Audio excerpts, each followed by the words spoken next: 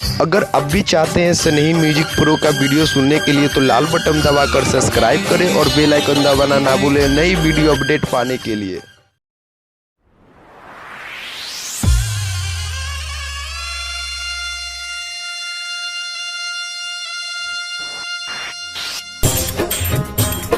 DJ Hariom Basantpur, DJ Hariom Basantpur, DJ Hariom Basantpur.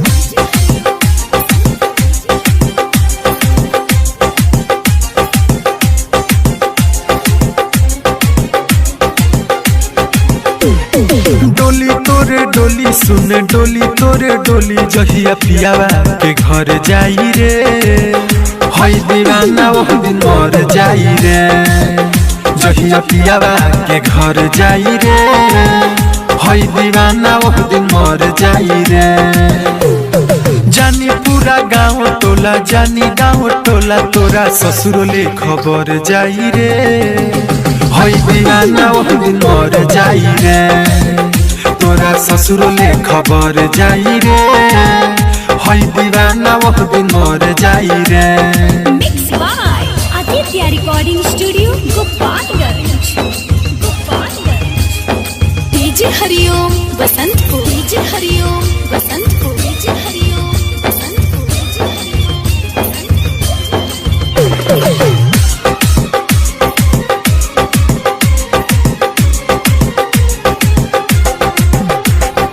ऐसे सीतम जे ढइबे बदबे बड़ी पछतइबे, चल जाइब छोड़ी के दुनिया तब ते हुलरवा बहइबे।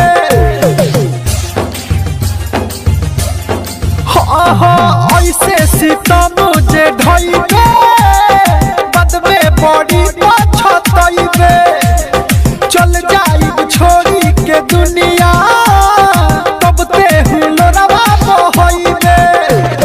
कहतारे भूल जा तू, कहतारे भूल जा बड़े ते तोहर जाई रे, हई दीवाना वो दिन मर जाई रे। डोली तोरे डोली सुन डोली तोरे डोली जहिया पियावा के घर जाई रे, हई दीवाना वो दिन मर जाई रे।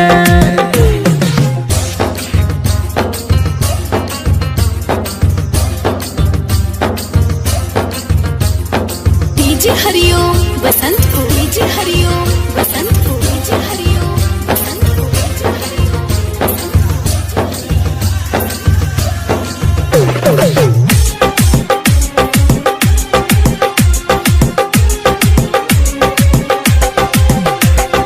दोसर कौनो हथवा धारी देखी के देह हमर जारी, तेही न रहबे जीवन में जी के दीपकवा का करी।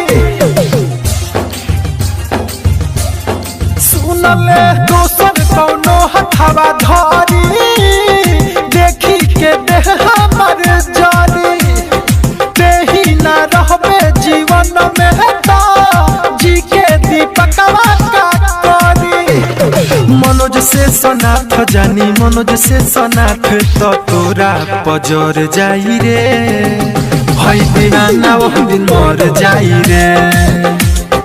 डोली तोरे डोली सुन डोली तोरे डोली जहिया पियावा के घर जाई रे, हई दीवाना वो दिन मर जाई रे। जानी पूरा गाँव टोला, जानी गाँव टोला तोरा ससुरोले खबर जाई रे, हई दीवाना वो दिन मर जाई रे। तोरा ससुरोले खबर जाई रे, हई दीवाना वो दिन मर जाई रे।